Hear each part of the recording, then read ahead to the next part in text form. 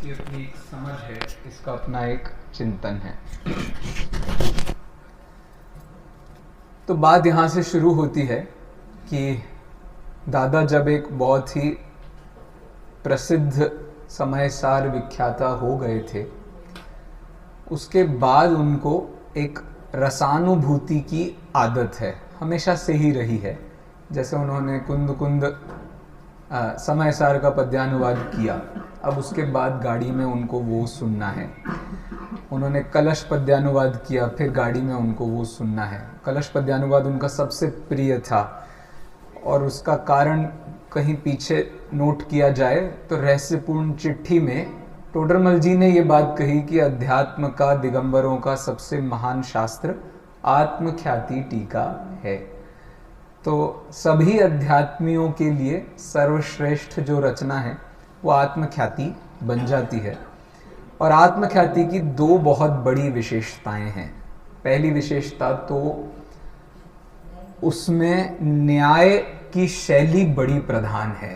न्याय की शैली मतलब घर में पति पत्नी रहते हैं तो क्या होता है, झगड़ा। और झगड़ा कैसे चलता है, तुमने ऐसा क्यों किया, इसलिए किया, तुमने ऐसा क्यों किया, इसलिए किया। इसको बोलते हैं न्याय की भाषा। न्याय की भाषा में इसे क्या कहते हैं, इसे कहते हैं प्रतिज्ञा और हेतु। तुम वहां पर क्यों गए थे, मैं क्यों नहीं जाऊंगा वहां पे, घर है मेरा, मेरी मम्मी के घर नहीं जाऊंगा, मेरे माता पिता के घर नहीं जाऊंगा तो कहाँ जाऊंगा।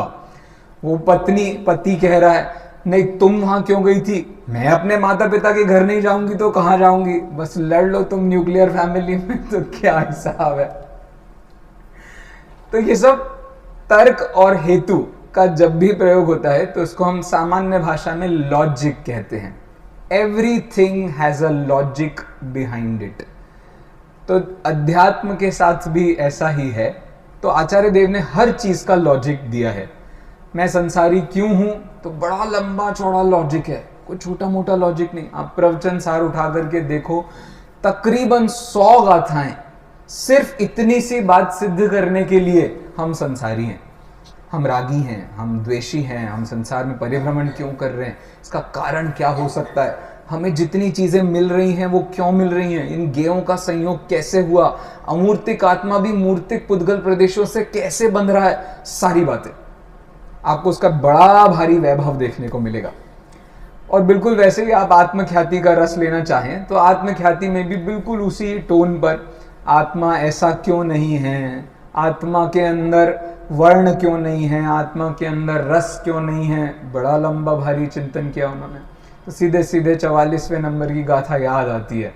वो क्या कह रही है गाथा, पोगल परिणाम निपन्ना। क्या है ये सब, 44वें 45वें नंबर की गाथा है। जो आपको दिख रहा है ना वो सब पुद्गल परिणाम से निष्पन्न है, जो आपको नहीं भी दिख रहा है ना वो भी पुद्गल परिणाम से निष्पन्न है। क्या मतलब हुआ ये, तुम तो प्राकृत में कुछ भी कहो हम मान लेंगे क्या भाई, नहीं। आप अपनी आंखों से जो देख पा रहे हैं वो सब तो पुद्गल परिणाम से निष्पन्न, निपन्न मतलब निष्पन्न, रचित, बना हुआ है। जो हम आंखों से देख रहे हैं, जिसे हम हाथों से छू सकते हैं, जिसे हम महसूस कर सकते हैं, ये सब पुद्गल परिणाम से बना है। लेकिन इसके अलावा जितने भी एब्स्ट्रैक्ट नाउन हैं, एब्स्ट्रैक्ट नाउन मतलब भाववाची संज्ञाएं, वो सब भी ऐसी ही हैं। जैसे प्यार, प्यार किससे है, जिसे हम छू सकते हैं, जिसे हम प्राप्त कर सकते हैं, जिससे हम मिल सकते हैं, उससे है। मित्रता किससे है, ऐसे ही किसी को छू सकते हैं, किसी को महसूस कर सकते हैं, किसी की बातें सुन सकते हैं। द्वेष किससे है, ये सारा का सारा खेल किससे रचित है, पोगल परिणाम निपन्ना, पुद्गल के परिणाम से निष्पन्न है। बस एक चीज आपके पास है जो पुद्गल परिणाम से निष्पन्न नहीं है, बताओ वो क्या है, वो है मेरा ज्ञान स्वभाव। बाकी सब दुनिया में जो बना है वो सब कहीं ना कहीं किसी ना किसी पुद्गल परिणाम से लेन देन से बना होगा। मैं देवलाली का हूं, देवलाली मेरी है। मैं इस शरीर का हूं, ये शरीर मेरा है। क्या कहते हैं इसको, मोह कहते हैं। मोह भी कहां से बना, सब कुछ कहीं ना कहीं किसी ना किसी इंद्रिय के विषय से संबंध रख के उसकी निष्पत्ति हुई है। बस एक चीज जिसको हम चेतना लक्षण कहते हैं, जिसको हम उपयोग लक्षण कहते हैं, जिसको हम आत्मा का स्वभाव कहते हैं, उसकी रचना पुद्गल ने नहीं की। तो तुम हमेशा से वो जीव थे और हमेशा तक वो जीव रहोगे। जब तक सुनने सुनाने का काम करोगे संसार में रहोगे। जब तक छोड़ दो ये काम, करे क्या, चलो पढ़ने पढ़ाने का कर लेते हैं, वो भी तो सुनना सुनाना ही है। कोई व्यवहार हम अपने जीवन में कर रहे हैं वो कतई संसार है और वो जीव की प्राप्ति के लिए सहयोगी नहीं है, विरोधी ही है। जीव को प्राप्त कराने के शास्त्रों तक पहुंच जाना आत्मा की अनुभूति और मुक्ति के लिए विरोधी साबित हो जाता है एक समय पर। और ऐसा ना हो तो इसे हम जीव नहीं कहेंगे। जीव विषयक शास्त्रों के ज्ञाता, निक्षेप के विषयों में सब बातें की जाती हैं।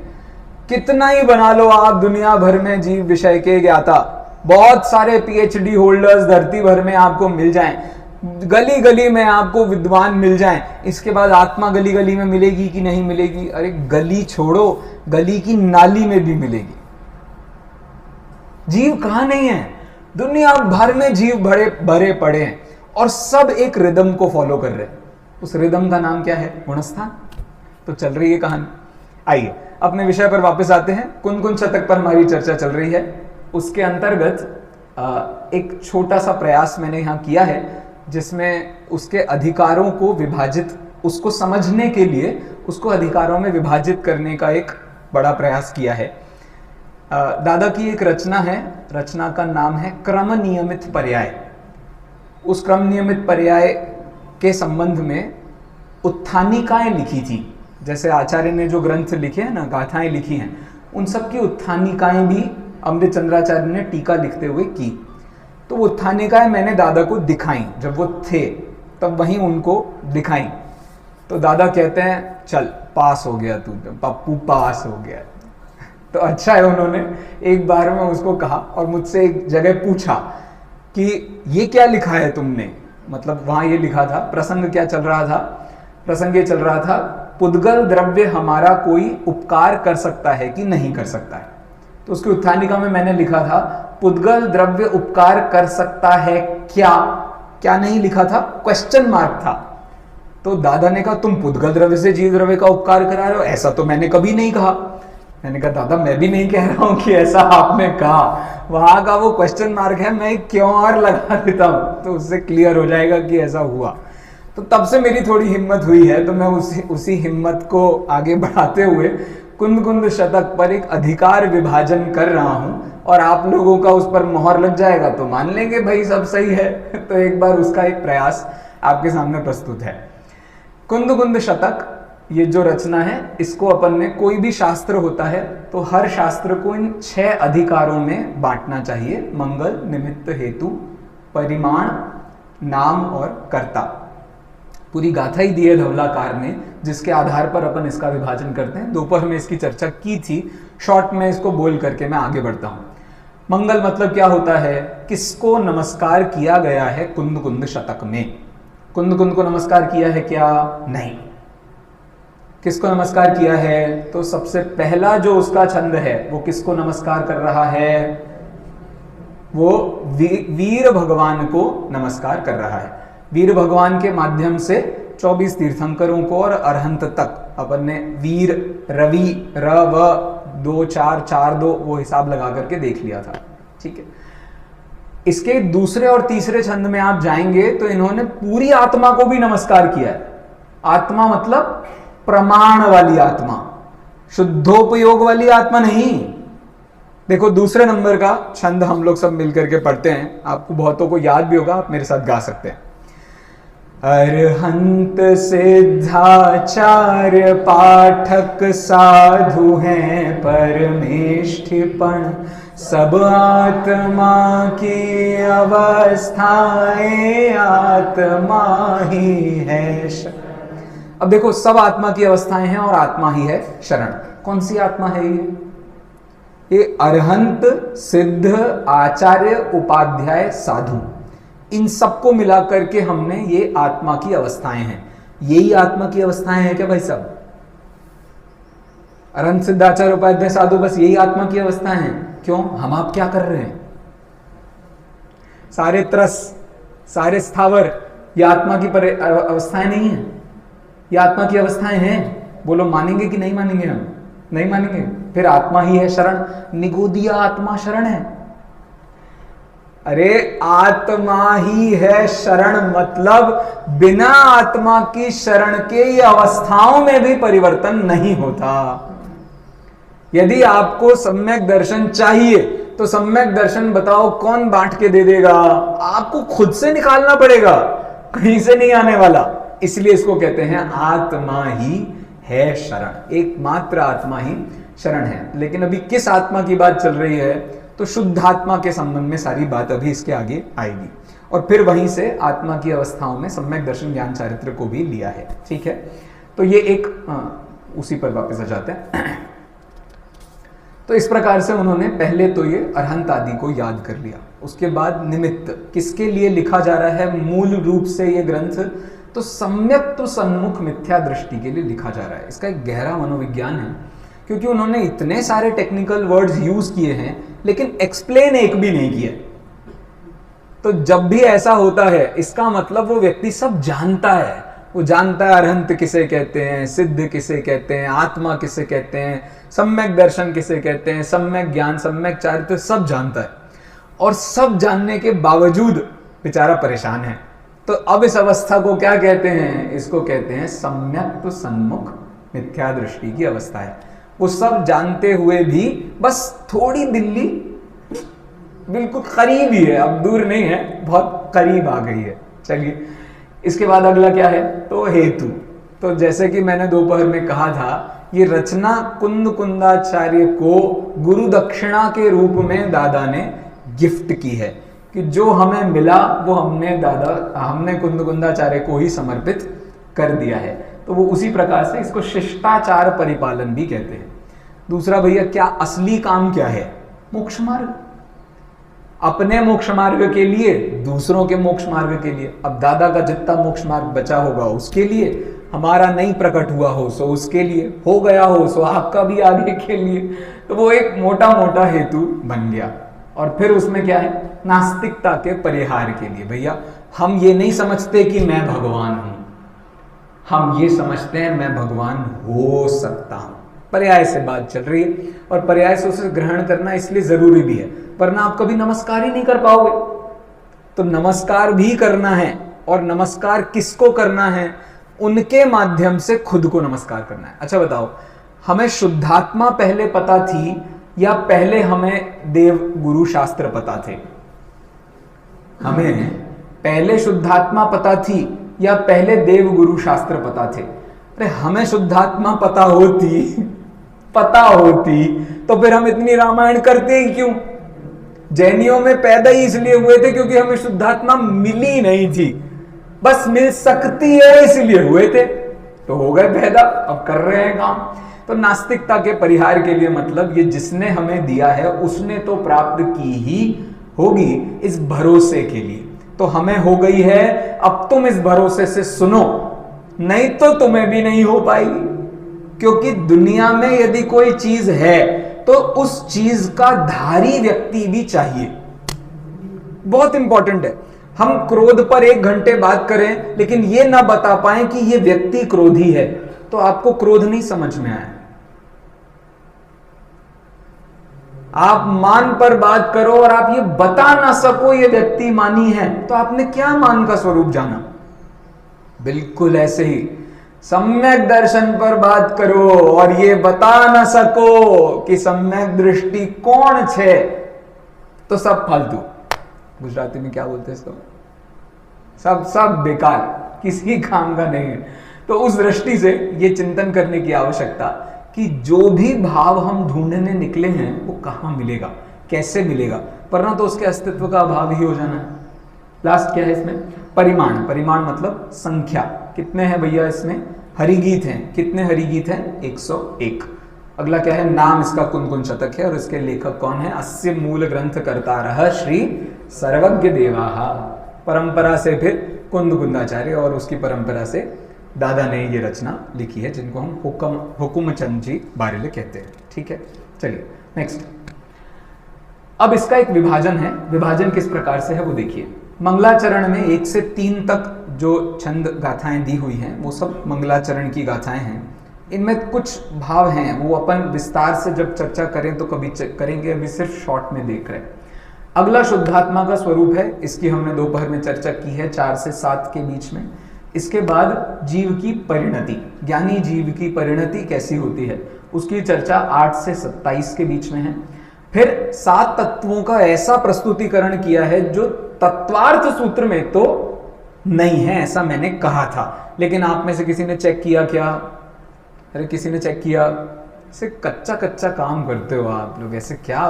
आहार के साथ में आहार भी तो होना चाहिए, आहार के साथ आहार भी, ठीक है। तो इस तत्वार्थ सूत्र में एक काम तो नहीं हुआ है। क्या काम नहीं हुआ है भाई साहब? क्या? 7 तत्वों का निश्चय व्यवहार परक प्रस्तुतिकरण। वहां उन्होंने एक चीज का स्वरूप तो बहुत बताया है, लेकिन उस स्वरूप में ही 2 भेद हैं, एक निश्चय और एक व्यवहार। आपसे पूछा जाए एक मुनिराज का क्या स्वरूप है, संवद निर्जरा करने वाले मुनिराज का क्या स्वरूप है, तो आप क्या बताओगे? वे गुप्ती, समिति, धर्म, अनुप्रेक्षा, परिचय, चारित्र से युक्त होते हैं। अरे ये तो बता दिया, लेकिन कैसे होते हैं ये तो बोलो। अरे बता तो दिया, गुप्ती, समिति, धर्म, अनुप्रेक्षा। अरे नहीं, आप मूल बताओ, मूल क्या है? अरे ये मूल ही है बाबा। अरे ये मूल नहीं है बाबा, मूल क्या है? सामन्यो क्या है? सम्मो सम सुख दुखो। प्रवचन सार की गाथा 5-6 दोनों में से कोई भी याद आ जाए। ओसम पयामि सम्मम जत्तो निवाण संपत्ति। सम्मम समता भाव, पर द्रव्य के प्रति सामान्य समता का भाव, इसका नाम निश्चय से संवर निर्जरा। और फिर उसमें कुछ विशेष बनाना हो, उसका व्यवहार बताना हो, तो व्यवहार क्या है? गुप्ती, समिति, धर्म, इन व्यवहारों में वो दिखाई देते हैं। तो इस प्रकार से ये चित्रण लेकिन तत्वार्थ सूत्र में नहीं है। इसके लिए कहां जाना पड़ेगा आपको? इसके लिए समय सार की शरण लेनी पड़ेगी, ऐसा आशय। चलिए अगला विषय है जहां से अपने को आज की अभी की चर्चा शुरू करनी है। मोक्ष मार्ग में, मोक्ष मार्ग से संबंधित कुछ मिसिंग है मेरे ख्याल से वो पीपीटी में, ठीक है। हाँ, 35 नंबर से 35 नंबर एक बार निकाल लीजिए। मोक्ष मार्ग से संबंधित अज्ञान। अब बहुत जीव ऐसे हैं जिन्होंने मोक्ष मार्ग का स्वरूप बहुत सुन रखा है, 40-40 साल से सुन रखा है, मुनिराजों ने सुन रखा है, आचार्यों ने सुन रखा है, श्रावकों ने सुन रखा है। अब लेकिन उनके दिमाग में कोई केमिकल लोचा होता रहता है, जिस चक्कर में कहीं ना कहीं कुछ ना कुछ गड़बड़ हो जाती है। उसे समझने के लिए फिर दादा ने एक प्रकरण दिखाएंगे 34 से लेकर 35 से लेकर 54 तक के बीच में। आप निर्णय करना मैंने सही किया है कि नहीं किया है, ठीक है।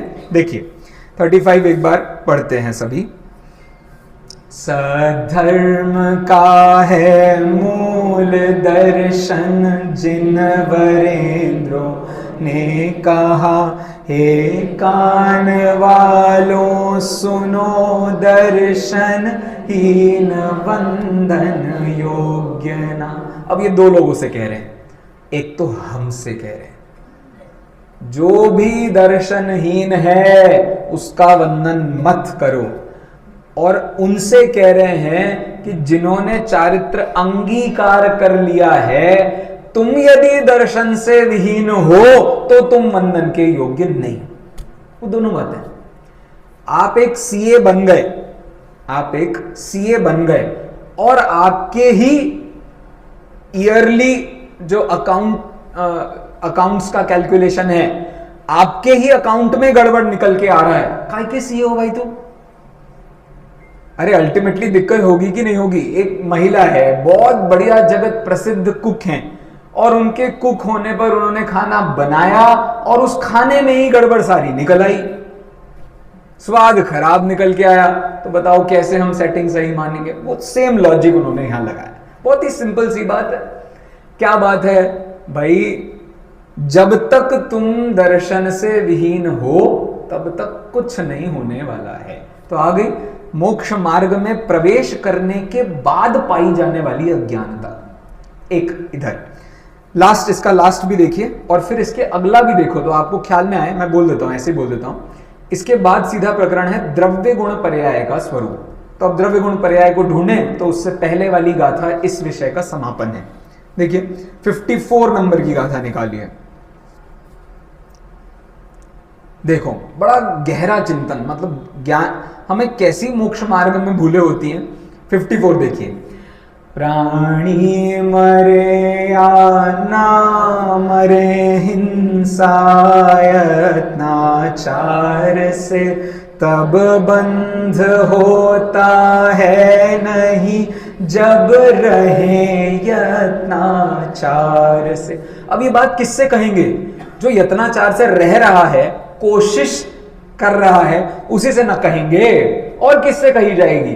तो इसीलिए मोक्ष मार्ग में प्रवेश करने के लिए जिस व्यक्ति ने प्रयास कर लिया है या मान लिया है कि मैं मोक्ष मार्गी हूं, उसको क्या अज्ञानता पाई जाती है? तो इसमें आपको मुख्य रूप से अष्टपाहुड़ की गाथाएं प्लस समय सार का ये जो चित्रण उन्होंने प्रस्तुत किया है, बड़ा गहरा मनोवैज्ञानिक चिंतन है। हम मोक्ष मार्गी बन रहे हैं और बार बार हमें ऐसा लग रहा है कि हम मृत्यु को बुला लें। हम मोक्ष मार्गी बन रहे हैं, हम ये सोचते हैं मृत्यु को टाल लें। हम मोक्ष मार्गी बन रहे हैं और हम ये सोचते हैं भाई इस जन्म का बचपन क्या खूबसूरत था, इस जन्म की जवानी, हम तो कहां कहां नहीं घूमे भाई साहब, हमने दुनिया पूरी देखी। क्या है ये वास्तव में मोक्ष मार्गी की भूलें हैं, उनको पाए जाने वाले अतिचार हैं। तो हम कैसे मरेंगे? हम मरेंगे आयु कर्म से। अब आयु कर्म का किसी को पता है क्या? कोई है यहां बैठा व्यक्ति जो ये कह दे मेरा आयु कर्म इतना है, मेरे आयु कर्म के निषेक मैंने देख लिए हैं, मैं पहले नमस्कार करूंगा उस आदमी को, अवधि ज्ञानी होगा।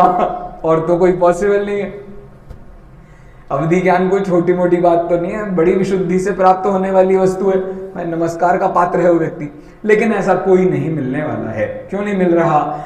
आयु कर्म हमको पता नहीं है। तो फिर तुम इस बात की चिंता क्यों कर रहे हो कि जियोगे कि मरोगे? तो इसकी चिंता से आज मुक्त हो जाओ। लेकिन उसकी चिंता से कैसे मुक्त हो जाएंगे? हमारी कल की प्लानिंग है, परसों की प्लानिंग है, मरण को डिले कर रहे हैं हम। अरे कुछ डिले वाली बात नहीं है। आयु कर्म का एक बहुत गहरा चिंतन देख करके कर्मों के बारे में जब भी आचार्य देव बात करते हैं, मुझे ऐसा लगता है वो आपको एक लॉलीपॉप पकड़ा रहे। अरे आत्मा को समझना था तो आत्मा के उपादान से समझाते, नहीं, हमने कर्मों के लॉलीपॉप से समझाया। कर्मों के लॉलीपॉप से मतलब बेटा बहुत टेस्टी लगती है ना, बहुत टेस्टी लगती है, हम बार बार उसके पीछे जाते हैं। मन वचन काय की प्रवृत्ति को योग कहते हैं, स आश्रवः। फिर उसमें लॉलीपॉप को मुंह में रख करके उसका रस निकाल रहे हैं या अपनी लार निकाल रहे हैं, पता नहीं चल रहा है, उसका मजा ले रहे हैं हम। क्या है ये? बंद है। मिथ्या दर्शन विरति प्रमाद कषाय योगा बंद है तब। और उसके रस के बाद में तबीयत खराब होती है तो बार बार सोचते हैं ये लॉलीपॉप नहीं तबीयत खराब करिए, सो दूर करो संभल। फिर ये जितनी खाई थी सबको निपटारा करो। कृमि हो जाती है ना बच्चों को, तो उसकी दवाई देनी पड़ जाती है। तो निर्जरा कराओ, सारी लॉलीपॉप से जितनी शक्कर खाई थी सबकी निर्जरा कराओ, तब जाकर के स्वस्थ नाम का मोक्ष मिलेगा। क्या क्या है ये कर्मों की लॉलीपॉप खिलानी पड़ती है। जब तक आपने कर्मों की लॉलीपॉप नहीं खिलाई है तब तक लोगों के गले ही नहीं उतरता कुछ। तो एक छोटे से बच्चे को जैसे सिखाना पड़ता है, वैसे ही हम कहाँ हैं मोक्ष मार्ग में, कितने छोटे। देखो, यदि आप संसार में मुझसे पहले निकल आए थे तो भाई साहब आप बहुत महान हैं। क्यों? क्योंकि आप परावर्तन मुझसे ज्यादा कर रहे हैं। परावर्तन की उम्र से अपनी उम्र बताने में क्या क्या महिमा है। अपनी उम्र बतानी है तो बस ज्ञान स्वभाव की प्राप्ति की डेट बोलो भाई साहब, तब आएगा असली आनंद की हमारी उम्र कितनी है। मोक्ष मार्ग में जितने बच्चे अच्छे, मोक्ष मार्ग में जितने आप बढ़े तो फिर तो आप कच्चे हो रहे हो, बहुत देर लग रही है, बहुत देर लग रही है। वो देर नहीं लगनी चाहिए, झटपट का काम होना चाहिए। तो उस दृष्टि से यहाँ चिंतन कराया जा रहा है। चलो, आशा करता हूं ये विभाजन आपको पकड़ में आया होगा। इसका मैं एक बीच में से भी कोई एक गाथा आपको बताता हूं, आप जो बोलोगे वो दिखाता हूं, ताकि टेस्ट होगा। अपन किस मुद्दे पर बात कर रहे हैं, वो अधिकार का नाम दिमाग में रखिए, मोक्ष मार्ग संबंधी अज्ञान।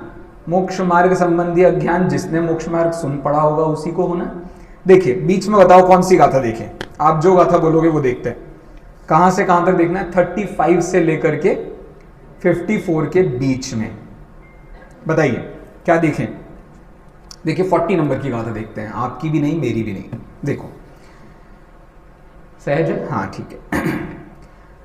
यद्यपि करे वे उग्र तप शत सहस कोटि वर्ष तक, पर रत्न त्रय पावे नहीं सम्यक विरहित साधु सब।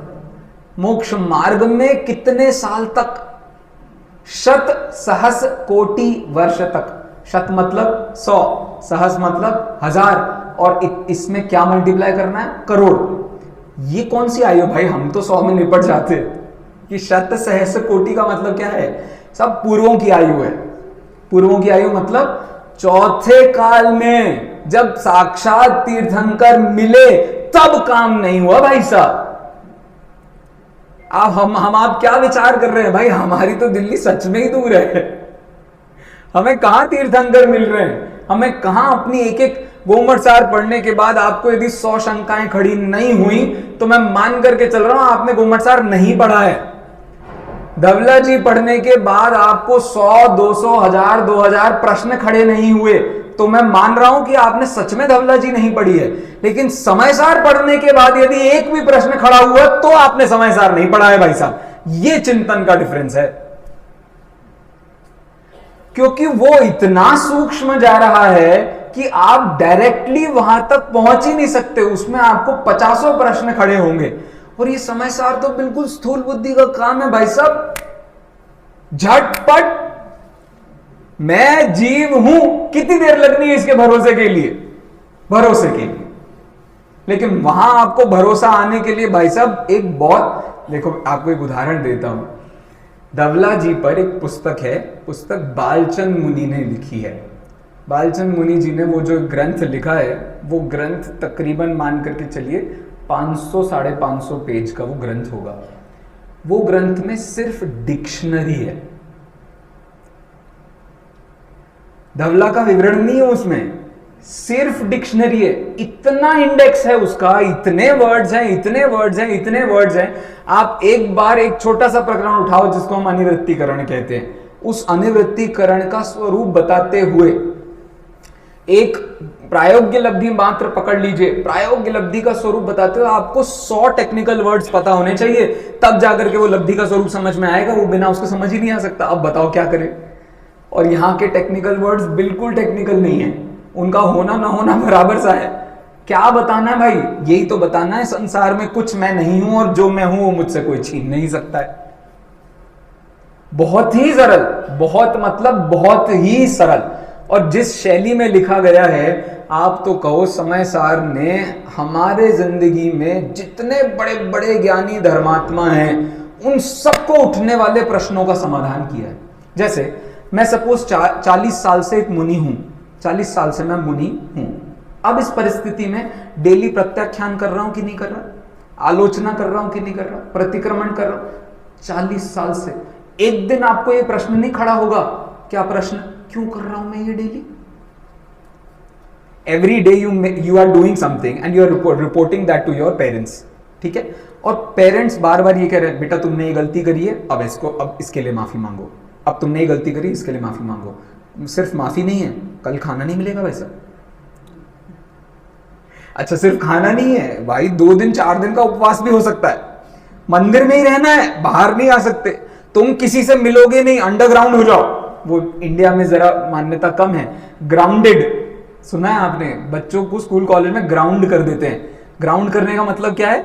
4 दिन तक कोई ह्यूमन इंटरैक्शन नहीं, ऐसे ऐसे प्रायश्चित कौन दे रहा है भाई? ये डेली में हो रहा है। और ये 40 साल से एवरी डे अपनी गलती बताना और उसकी माफी लेना।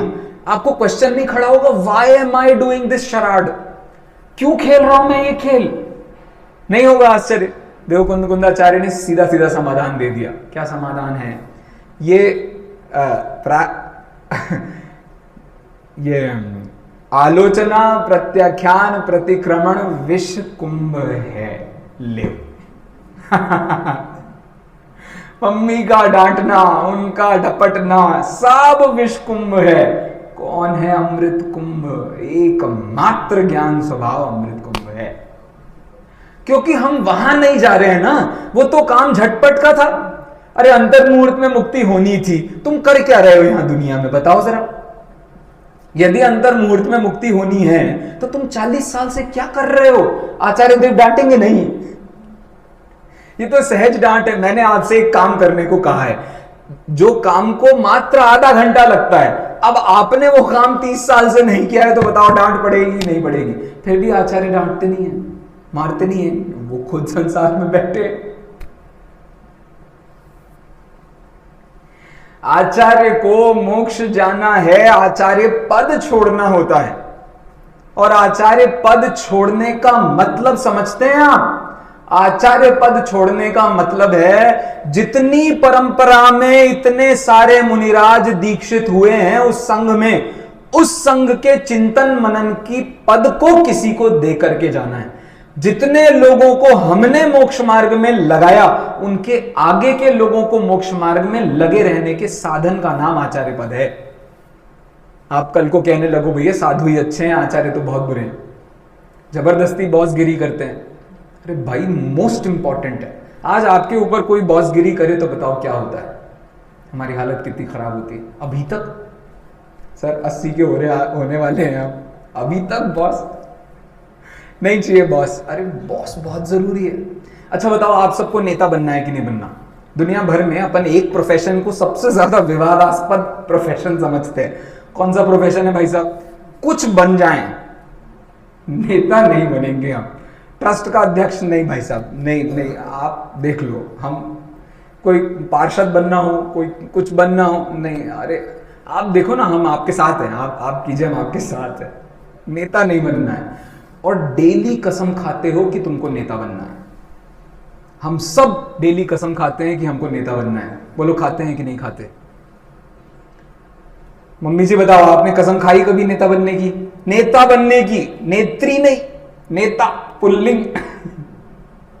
हम सब ने नेता बनने की कसम खाई है। बताओ कहां खाई है? मोक्ष मार्गस्य नेतारम। बस पर्याप्त, मेरा काम हो गया। मोक्ष मार्ग के नेता। और फिर लास्ट क्या है? तद्गुण लब्धये, उन गुणों की प्राप्ति के लिए। किन गुणों की प्राप्ति के लिए? नेता भेदता ज्ञाता। बनना है कि नहीं बनना है नेता? बोलो, आज बोल करके बताओ। ये तीर्थंकर बनने वाला मार्ग है भाई साहब। नेता बनना मतलब आप क्या समझ रहे हैं? हमारे घर घुसिया काम नहीं है ये। नेता बनने का मतलब तीर्थंकर बनने की भावना भारे। इस एक मंगलाचरण से आपने क्या कर लिया? आपने षोडश कारण भावनाओं को भा लिया है। इतनी सी एक लाइन से सबको तीर्थंकर बनना है। हाँ, इतने तीर्थंकरों की पोस्ट तो खाली पड़ी है, इतने सब लोगों को तीर्थंकर। आशय ये नहीं है। आशय ये है, जिस मार्ग पर आप चल निकलते हो, उस मार्ग पर यदि कोई आपसे पूछे कि तुम इस मार्ग पर क्यों हो, और तुम्हारे पास जवाब ना हो देने के लिए, तो तुम उस गलत मार्ग पर चल रहे हो। तुम्हें भरोसा नहीं उस मार्ग का। तुम एक मिठाई खा रहे हो और किसी ने पूछा कि मिठाई कैसी है, और तुम बता नहीं सकते कि वो मिठाई कैसी है, तो बताओ तुमने क्या मिठाई खाई है? उसके साथ शेयर नहीं करोगे आप। बस इस शेयरिंग का नाम नेतागिरी। और क्या बड़ी बात है नेतागिरी की? नेता बनना कोई कठिन काम नहीं है, बशर्ते आप सही का साथ देने को तैयार हो। खत्म। नेता बनना सबसे कठिन काम है उसको जिसको मायाचारी अपने घर रखनी है। नेता बनना बड़ा सरल काम है। किसी ने आप पर 4 आक्षेप लगाए, आप उनके सामने सिचुएशन रख दो, सर ये 4 बातें थी, आप बताओ क्या करना चाहिए था। अब हमको इतना समझ में आया, हमने किया, अगली बार से आप हमको पहले सुझाव दे देना तो हम विचार कर लेंगे, खत्म मामला। कितनी बड़ी बात है। नेता बनने का मतलब ये होता है कि हमने इस बात का भरोसा धारण किया है कि हम जो कर रहे हैं वो सही है, हमें जो समझ में आया है वो सही है। हमें भरोसा हो गया है क्या 7 तत्व के अलावा कोई तत्व नहीं है, 6 द्रव्य के अलावा कोई द्रव्य नहीं है। ये भरोसा जिस दिन हो गया, आप दुनिया भर को बताओगे, छोटी छोटी क्लासें लेकर के बताओगे, जूम पर एक मीटिंग में आपके सामने 4 लोग बैठे होंगे, आप उन्हें बताओगे, आप आसानी से बताओगे, कोई बड़ी भारी काम नहीं है भाई साहब, सहज में बताओगे। जब तक स्मार्टफोन है तब तक बताओगे, नहीं होगा तो फिर आपसे फोन कर करके, नहीं तो शिविर में के लोग पूछेंगे सर जरा ये तो बता दीजिए, सर ये तो बता दीजिए। वो वहां से वो जो कर्म परमाणु ऊपर से नीचे आए हैं, वो नीचे आए हैं, तो आबाधा का क्या होगा और फिर वो उत्कर्षण होगा। आ जाएंगे लोग आपके पास, पूछ लेंगे आपसे, कोई चिंता मत कीजिए। आपको अपने ज्ञान का कितना भरोसा है उसका हिसाब बताइए। हमें अपने ज्ञान का भरोसा नहीं होता, हम कैसे नेता बनेंगे, हम किसी को क्या ही बता पाएंगे। तो वो एक चिंतन का भेद इसमें स्पष्ट दिखाई दे रहा है। तो 40वें नंबर में किसको याद कर रहे हैं, वो 100 सहस कोटि वर्ष तक क्या कर रहे थे, तप कर रहे थे, और क्या नहीं मिला, सम्यक दर्शन नहीं मिला। तो अब चारित्र के पीछे भागोगे, दर्शन का विचार नहीं करोगे, तो यही दिन तो देखोगे। इसलिए एक फिलॉसफी बहुत बड़ी चीज होती है लाइफ में। आपको यदि फिलॉसफी पकड़ में नहीं आई, फिलॉसफी का मतलब समझते हैं आप, फिलॉसफी का मतलब ऐसी ज्ञान पर श्रद्धा पैदा हो जाना कि आपका ज्ञान हिलने वाला नहीं है। दुनिया में कोई कुछ कह दे, लेकिन आपको आपके ज्ञान पर भरोसा पैदा हो जाए, बस इतने से का नाम फिलॉसफी है। फिलॉसफी बहुत चलती है। अभी हम लोग कॉन्फ्रेंस में गए थे, वहां लोग खूब बातें कर रहे हैं, कांजी स्वामी मत, कांजी स्वामी मत, कांजी स्वामी मत। तो मैंने क्वेश्चन पूछा उनसे, सर आपके मत की डेफिनेशन क्या है, मत की तो डेफिनेशन बताओ, तो फिर बताना कि किसको मत कहते हैं, किसको मत नहीं कहते हैं। तो एक पॉपुलेशन जितने लोगों को मानती है उसको एक मत कहते हैं। तो अब वो पॉपुलेशन यदि और 10 चीजों को मानती होगी तो फिर आप उसको किस मत में डालोगे, जरा ये बताना। कांजी स्वामी को पूजें तो ये बात कही जा सकती है, लेकिन कांजी स्वामी जिसको पूज रहे हैं, हम उनको पूज रहे हैं, हम उनके भक्त हुए, तो उसके सेक्ट्स के डिवीजन में आप किसका डिवीजन करने बैठे हो, किस आधार पर डिवीजन करने बैठे हो? वो व्यक्ति सर्वश्रेष्ठ है या उस व्यक्ति ने जो मार्ग बताया है वो सर्वश्रेष्ठ है? इसका फिल्टर कैसे करेंगे? तो फिल्टर करना बहुत जरूरी हो जाता है जब आप इन दोनों के बीच में सीमा रेखा न देख पाओ तो। चलिए आगे बढ़ते हैं। अगला विषय है द्रव्य गुण पर्याय का स्वरूप। द्रव्य गुण पर्याय का स्वरूप तो बिल्कुल सहज आपको देखने को मिल जाएगा। बताओ कौन से नंबर की गाथा से लेना है? गाथा नंबर, अरे बोलो तो बाबा, 55 से लेकर के 61 नंबर की गाथा मेरे हिसाब से मैंने रखा है। आप बताना ये सही है कि गलत है। भैया ये एक बार आप अपने ग्रुप में भी डाल देना, तो किसी को भी लगे कि ये विभाजन गलत है, इसमें गाथा ऊपर नीचे है या विषय गलत लिखा है, तो मेरे पे बड़ी अनुकंपा होगी, आप जरूर मुझे बताइएगा। Thank you. उत्पाद व्यय ध्रुव युक्त सत द्रव्य का लक्षण कहा, पर्याय गुणमय द्रव्य है यह वचन जिनवर ने। क्या है जिनवर का वचन? तो द्रव्य गुण पर्याय जगत का स्वरूप है, और द्रव्य गुण पर्याय नहीं तो कुछ नहीं। देखो बहुत चिंतन होता है, काल द्रव्य बताओ, द्रव्य है, गुण है कि पर्याय है, उसमें उत्पाद व्यय द्रव्य होता है कि नहीं होता है, तो बड़ा झगड़ा होता है। तो कुछ लोग कहते हैं उसमें सिर्फ उत्पाद व्यय होता है, काल द्रव्य में मात्र काल ही तो है, time comes and goes, what else? उत्पाद व्यय, उत्पाद व्यय, उत्पाद व्यय, उसको द्रव्य बने रहने की क्या जरूरत है? प्रवचन सार में आचार्य ने इसका जो हेतु दिया है ना, वो दुनिया का सबसे मनोवैज्ञानिक हेतु है। उत्पाद व्यय बिना द्रव्य के होते ही नहीं। दुनिया में ऐसी कोई चीज ही नहीं है जिसमें उत्पाद व्यय तो हो लेकिन द्रव्य ना हो। जैसे हमने कहा काल आया और गया, काल आया और गया, जैसे प्रवचन का काल आया और गया, दो बातें कही, आया और गया। आया गया कहां से आया और कहां गया? तो वो अपने समय से आया और अपने समय से गया। इसका मतलब कौन टिका रहा? समय। समय को क्या कहते हैं? काल। हो गई उसकी द्रव्यता। और यदि द्रव्य सिद्ध हो गया तो उत्पाद वह द्रव्य से वस्तु सिद्ध हो गई कि नहीं हो गई? हाँ, तर्क देखो, आचार्य ने बिल्कुल सीधा तर्क है। हमको दिक्कत बहुत, काल द्रव्य की सिद्धि में इतना मेहनत है भाई साहब, इतनी मेहनत है कि क्वांटम थ्योरी, स्ट्रिंग थ्योरी, लोग इतना दिमाग लगा रहे हैं इस बात को समझने के लिए कि काल द्रव्य वास्तव में कैसे काम करता है, इसका स्वरूप कैसे होता है, काल द्रव्य भी है कि नहीं है।